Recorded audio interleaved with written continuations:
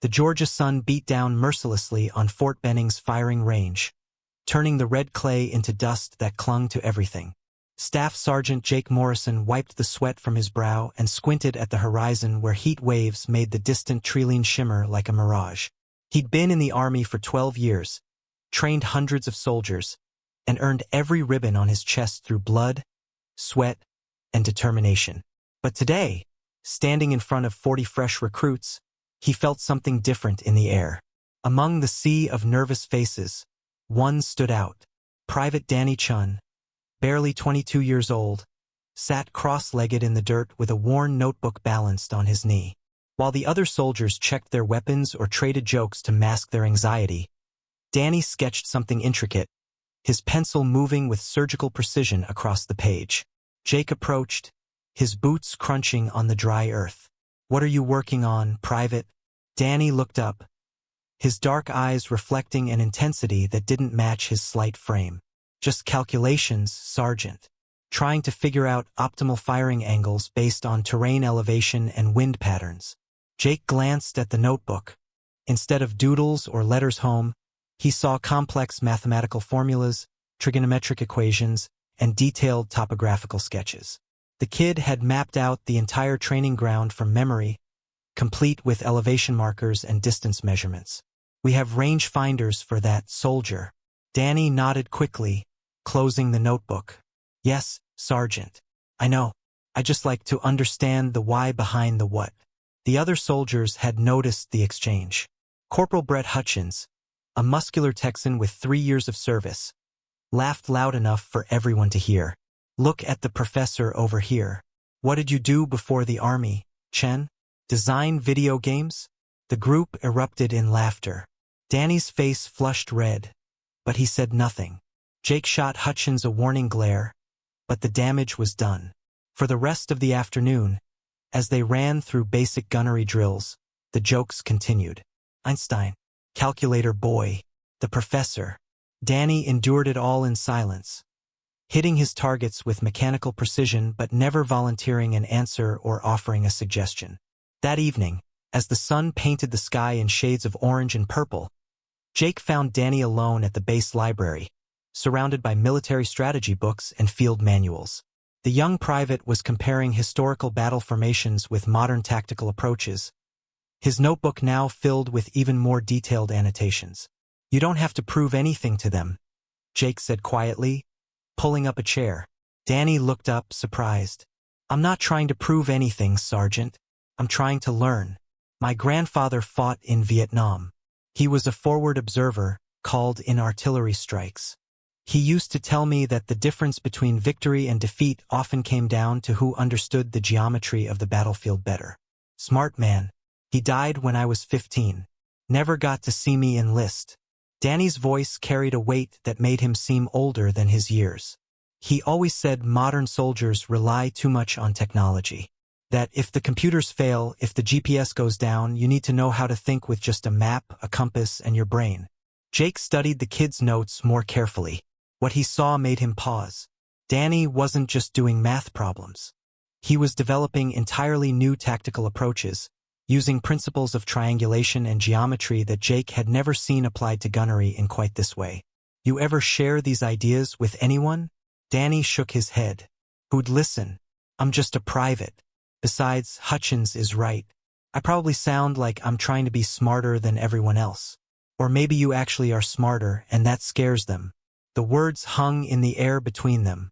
Danny met Jake's eyes, and for the first time that day, a small smile crossed his face. Over the next 2 weeks, the pattern continued. In every exercise, Danny performed adequately but never exceptionally. He followed orders to the letter but never offered input. Meanwhile, his notebook grew thicker, filled with increasingly sophisticated calculations and tactical scenarios. The other soldiers continued their mockery, though it had evolved from outright cruelty to casual dismissal. Danny Chun was the weird, quiet kid who did math instead of socializing, and that was that. But Jake watched, and Jake wondered, because in all his years of service, he'd learned one crucial truth. The soldiers who changed the game were never the loudest ones in the room. They were the ones who saw patterns others missed, who questioned assumptions others accepted, and who prepared for battles others couldn't yet imagine. He just didn't know how soon that truth would be tested. The situation exploded during the battalion's most important training exercise of the year. Operation Iron Thunder was designed to simulate a real combat scenario. 2 opposing forces, live ammunition training rounds, and officers from the Pentagon observing every move. Careers could be made or broken in a single afternoon. Jake's platoon drew the defensive position, tasked with holding a strategic ridge against a mechanized assault. Captain Rodriguez, a by-the-book officer 2 years from retirement, gathered the squad leaders around a tactical map spread across the hood of a Humvee. Standard defensive perimeter. Machine gun nests here, here, and here. Rodriguez stabbed his finger at 3 elevated positions. We funnel them through this valley, hit them with concentrated fire. Textbook stuff, gentlemen. Jake studied the map, then glanced at the actual terrain. Something felt off. The valley Rodriguez identified had multiple exit points, and the ridge they were defending had blind spots that could be exploited. He opened his mouth to speak, but Rodriguez was already moving on, assigning positions. Morrison, you take the left flank with your squad. Keep Chun on ammo detail. I don't need him overthinking things when bullets start flying. The words stung, but Jake had no authority to argue. As the platoon moved into position, he found Danny already at the ridge, binoculars raised, studying the approaching terrain with intense focus. What do you see, Private? Danny lowered the binoculars slowly. Sergeant, their approach vector is all wrong for a standard assault. If I were commanding that force, I wouldn't come through the valley. I'd split into 3 groups, use the terrain depression to the east, and hit us from angles we're not covering. Jake felt his stomach tighten. Show me. Danny pulled out his ever-present notebook, quickly sketching the battlefield. Using basic triangulation and the fence wire from that old cattle property quarter-mile out, we could calculate exact positions and create intersecting fields of fire that would cover the blind spots. It's just geometry, Sergeant. 3 points of reference, known distances, and we could predict their movement before they even reach effective range. Jake stared at the calculations. It was brilliant. Unorthodox, but brilliant. He grabbed his radio. Captain Rodriguez, this is Morrison. I have a tactical suggestion that could. Morrison, maintain your assigned position. We're running the exercise by doctrine, not improvisation. Rodriguez's voice crackled with irritation. And keep your private focused on his actual job. Nearby soldiers had heard the exchange. Hutchins snickered loudly. There goes the professor again, trying to rewrite the manual. Stick to carrying bullets, Chun. The humiliation was complete. Danny's face went blank, emotionless. He closed his notebook and walked away without a word, heading toward the ammunition supply point as ordered. Jake watched him go, frustration burning in his chest. In 30 minutes, the exercise would begin, and he had a sinking feeling that Rodriguez's textbook approach was about to become a textbook disaster. The first vehicles appeared on the horizon exactly where Danny had predicted they wouldn't come through the valley. Jake's heart sank as he raised his binoculars and saw the dust clouds forming in 3 separate locations, exploiting the eastern depression and the northern blind spot with precision that suggested their opposing commander actually understood terrain advantage. Contact. Multiple vehicles. Eastern approach. The radio exploded with confused voices as soldiers scrambled to reposition weapons that were aimed at empty space. Rodriguez's voice cut through the chaos. Hold positions. They're trying to bait us out of formation. But Jake knew better. This wasn't a feint. This was exactly what Danny had warned about. He grabbed his radio again. Captain, we need to reposition now or we're going to get flanked on 3 sides. Negative. Maintain defensive posture. Jake watched through his scope as the first mock enemy vehicle crested a small rise, completely uncontested, moving into a position that would devastate their left flank. The exercise used laser targeting systems and blank rounds, but the tactical loss would be just as real. His entire squad was about to be marked as eliminated. Then he saw Danny. The young private had abandoned the ammo point and was sprinting across open ground toward an old fence line, carrying what looked like surveying equipment he'd somehow acquired. Jake's breath caught. The kid was implementing his plan anyway, with or without permission. "Chun, get back to your post." Rodriguez's voice boomed across the ridge. Danny didn't stop. He reached the fence wire, dropped to one knee, and began taking measurements with movements so fast and practiced they looked choreographed. His notebook was open on the ground beside him, pages flipping in the wind. Jake made a split-second decision that would either save the exercise or end his career. He switched to the squad channel. Third and fourth positions. Shift fire 45 degrees east on my mark. First and second. Prepare to redirect north-northwest. We're using Chen's triangulation. Morrison, what the hell are you doing?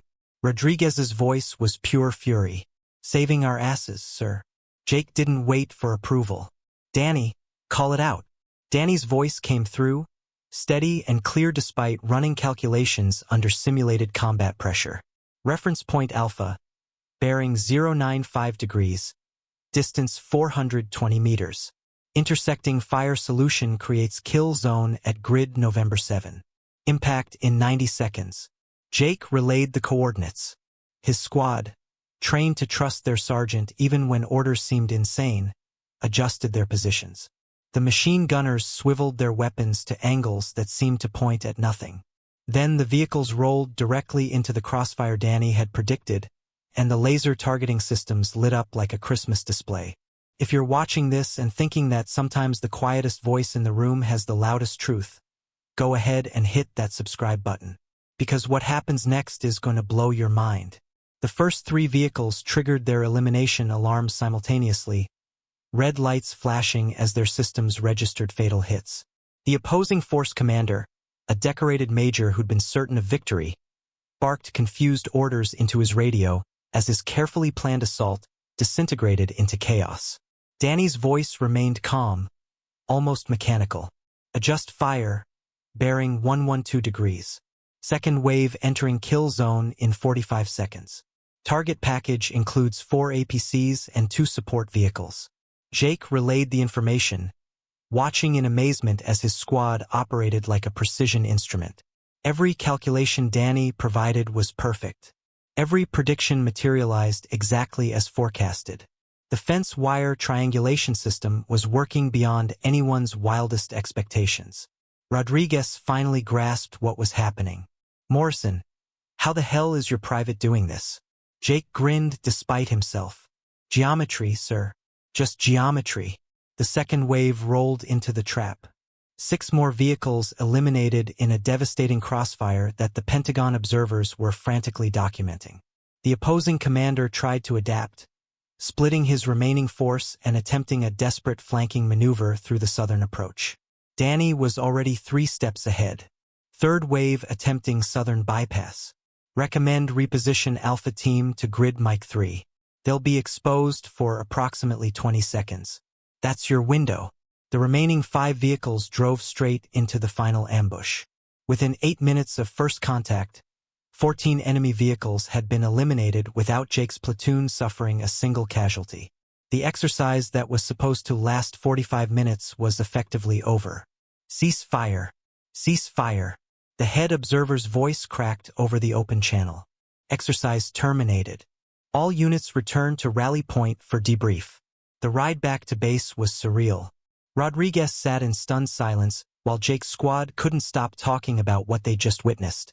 Even Hutchins, who'd spent weeks mocking Danny, kept shaking his head in disbelief. Danny sat alone in the back of the transport truck, his notebook closed, staring at nothing. Jake climbed back to sit beside him. You just changed the game, kid. Danny's voice was quiet, almost sad. I just did the math, Sergeant. Applied principles my grandfather taught me. Nothing revolutionary. 14 vehicles, Danny. 14. In 8 minutes. Using fence wire and a notebook. Jake leaned closer. You know what's going to happen now, don't you? Danny finally met his eyes. They're going to want to know how it works. They're going to want you to teach them how it works. The debrief room was packed. Officers Jake had never seen before filled every chair, all focused on the small private standing at the front with his worn notebook. The head Pentagon observer, a stern-faced colonel named Patricia Michaels, gestured for Danny to begin. Private Chun, please explain your tactical approach. Danny took a deep breath, opened his notebook, and started talking.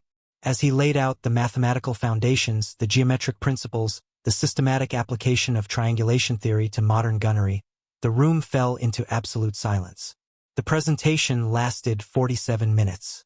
Danny covered everything from basic triangulation principles to advanced battlefield geometry, illustrating each concept with real examples from the exercise. Officers scribbled notes furiously. Some asked questions that revealed they were already thinking about broader applications. When Danny finished, Colonel Michaels stood slowly, her expression unreadable. Private Chun, in my 28 years of service, I've seen countless tactical innovations. Most are incremental improvements on existing doctrine. What you've demonstrated today is something entirely different. She turned to address the room. This soldier, using nothing but fundamental mathematics and observational skills, achieved a defensive success rate that exceeds our most advanced computer modeling. He did it faster, with fewer resources, and under combat pressure. Rodriguez shifted uncomfortably in his seat. Colonel, I should note that Private Chun acted outside the established chain of command during the exercise. Michaels fixed him with a sharp look. And if he hadn't, Captain, your entire platoon would have been eliminated in the first 12 minutes. I've reviewed the footage. Your textbook approach had fatal flaws that Private Chun identified and tried to warn you about. She paused, letting that sink in. This is exactly the kind of adaptive thinking we need to cultivate, not suppress. Jake watched Danny's face transform. The weight that had pressed down on him for weeks seemed to lift. This wasn't just validation. This was vindication. Over the next 3 days, everything changed. Danny was transferred to the Tactical Development Division at Fort Benning, tasked with developing his triangulation system into a teachable methodology. Jake was reassigned as his primary liaison, helping translate the complex mathematics into practical field applications. The breakthrough came when they tested the system in varied terrain conditions. Mountains, urban environments, desert landscapes. Every scenario confirmed what Danny had discovered. With 3 reference points and basic geometric principles, soldiers could calculate firing solutions faster and more accurately than relying solely on technology. Hutchins appeared at the training facility one afternoon, his usual swagger replaced with something resembling humility. He found Danny working on a training manual, surrounded by prototypes of simplified measurement tools. Chin, I owe you an apology. A real one. Hutchins cleared his throat awkwardly. I was wrong about you. Dead wrong. What you did out there, it was incredible. Danny looked up, surprised. You were just doing what soldiers do. Testing the new guy. No hard feelings. Still, man, I should have listened instead of laughing. Hutchins extended his hand.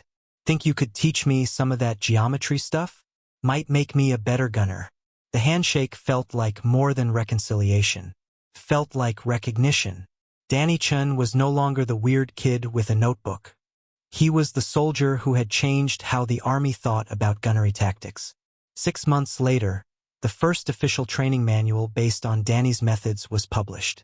The foreword was written by Colonel Michaels herself, and it began with a simple sentence. Sometimes the most powerful weapon on the battlefield is the ability to see what others miss. 3 years later, Jake Morrison stood in the Pentagon briefing room, watching a presentation that felt like witnessing history.